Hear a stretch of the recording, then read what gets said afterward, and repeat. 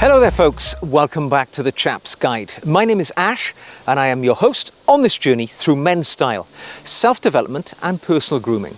Now, when I created this channel 5.5 years ago, I called it the CHAP's Guide.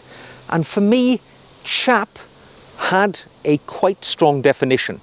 I used it as shorthand for gentleman. For me, a chap is a modern, contemporary gentleman. Simple as that.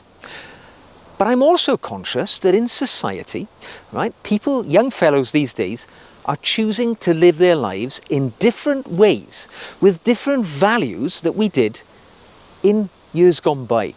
And to many, the term gentleman or chap is becoming, if it has not already become somewhat obsolete. So, to help you on your journey to being the best chap that you can be, I have created an acronym which will help you remember and understand the qualities necessary to be a chap. Now, I've given this a bit of thought and I've come up with an acronym based on the words CHAP, chap. Now, if you're a young fellow thinking about going through life, this acronym is going to be useful for you to set your path as you steer forwards. Or if you're already an established gentleman, such as myself, thinking about these character traits will perhaps allow you to audit the life that you're leading to make sure you're keeping up to those standards required to be a modern chap. But let's enjoy this together. Now, the first letter in my acronym of being a gentleman, a chap, is of course C. Now for me, C stands for character, because character is at the foundation of every gentleman's skills and qualities that he must exhibit to the world around him. Now for me, character is a magical blend of honesty, integrity, decency, and consistency. It's important to always do the right thing, or certainly what you think is the right thing in life. And a true gentleman, a true chap, will do the right thing even when nobody else is watching, or when there is no personal gain for him in doing the right thing. But if you can achieve that, if you're the guy who has the decency and integrity to always be the person doing the right thing, you're going to garner the respect from other people around you. Now, I've got an actionable tip for you here, which you can employ in your life, and that is always keep your word. It's as simple as that. If you say you're going to be somewhere, you make sure you're there. In fact, if you've given your word to somebody that you're going to help them with something, or pay it off a debt to them, or even make a phone call to somebody's mother, right? If you said you're going to do it, there should be no power on this earth that will prevent you from achieving what you said you are going to do. If you can find those qualities, always do the right thing, always keep your word, you are absolutely going to be respected by those around you. They will recognize that you are a gentleman of unusual character in this modern world, and they will know you are a chap. Now the next letter is of course H, and H stands for habits, because success and a refinement in your life will be achieved through personal disciplines every day. Now whether those disciplines are small, such as dressing well, because you know that when you dress well, even though maybe it takes more effort to do so, you've got to iron a shirt, you've got to press a pair of trousers. Those are little disciplines, and if you can achieve those, you'll be the best version of yourself as you go out into life. It's not something perhaps as simple as dressing well. It could be keeping yourself fit and healthy by eating well and taking exercise, because you know if you do that, those little disciplines, it improves your physical and your mental well-being. Now, a little actionable tip for you here. Start as you mean to go on. Master your mornings as a gentleman. Now for me, that involves starting my day with a shave. Every morning, rain or shine, I take a shave. It's my regime. It's my little bit of discipline. And it's how I begin each and every day. I then eat breakfast and I then go forwards. It can be spend 15 minutes in the morning reading something which you know is going to put you in the right frame of mind for the day ahead. Or even better, reflecting. Now I write a journal. And the first thing I do after I've had my breakfast and shave, I sit at my desk and I write up my journal. I reflect upon what happened in the past 24 hours, which allows me to influence the next 24 hours. Self-reflection improves the quality of your life. It's easy. It's just about building these little disciplines into each and every day and sticking to them. Remember, the chap who owns his morning with his disciplines is going to own his day. And when you start owning your day, you will own your life. Take ownership of your life by being a chap and forming those habits of daily disciplines. Now my next point is the letter A, of course, and A stands for awareness, because a good chap has amazing awareness of the people around him. And himself, of course, because I'm talking about self-awareness, I'm talking about emotional intelligence, I'm talking about empathy with the people around you. Because a chap knows when to talk and when to listen.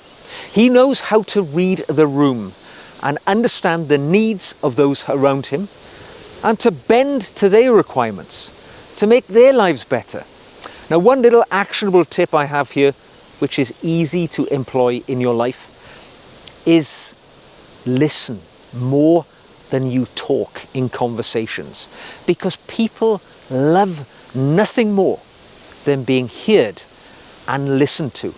It gives the impression of having great empathy for the people around you. Emotional intelligence, reading the room, whatever you want to call it.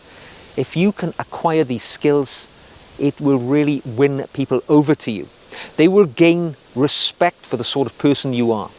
And it's fairly easy. Mother Nature has given us the tools and the perfect equation to be a great listener. Remember, you were born with 2 ears and 1 mouth, hopefully. And that's a great equation. You listen twice as much as you talk. Don't just be the person who is in a conversation waiting for the chance to get in and put their point across and shout the other person down. Listen to what people have to say. Let it absorb. And then salient, poignant responses.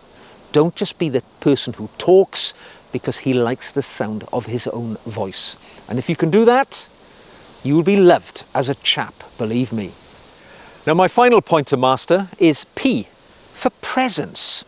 And I'm not just talking about your physical presence. Yes, that's important. We've talked about dressing well, for being the best version of yourself. And it is important because when people see you, they see your appearance before they learn anything about your character. But as well as the way that you look, it's about the way that you carry yourself.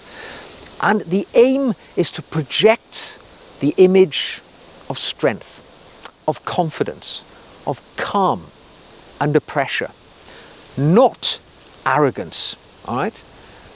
Presence is not about arrogance. Nobody likes that person who swaggers into a room and, he just wants everybody to look at him because he thinks he's the alpha male and wants to dominate others around him.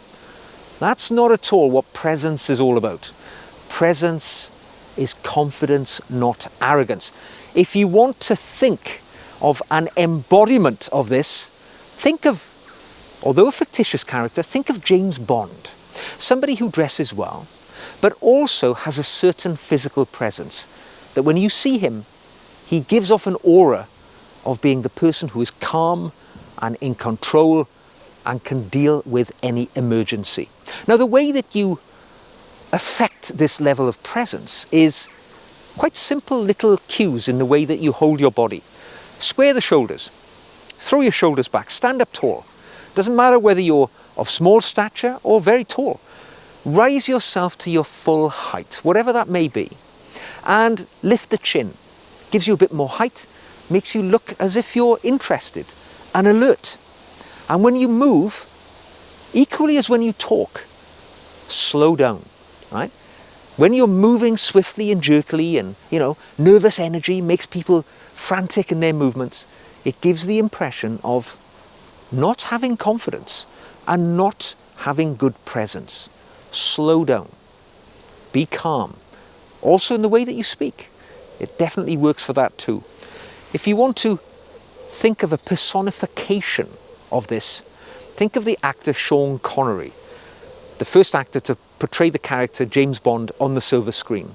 It was said that the producers selected him for the role because when they saw him walking away from his audition, they watched him crossing a road and they noticed that he exhibited slow, calm, panther-like movements as he walked along.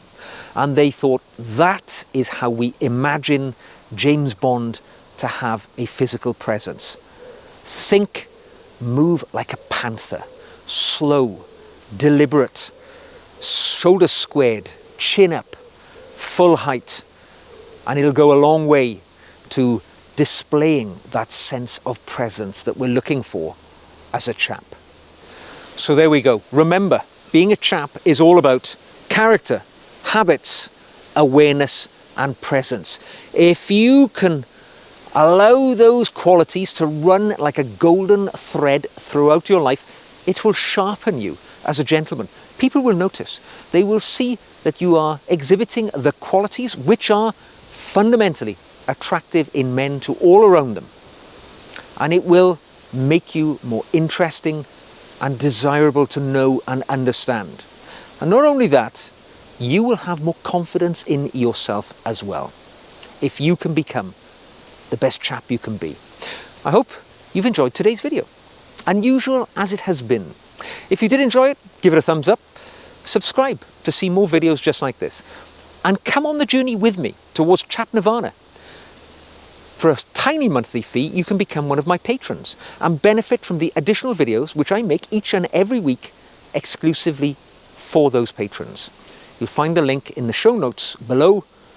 I'd love to have you by my side. So until the next time we meet, be a chap, and I'll see you again very soon.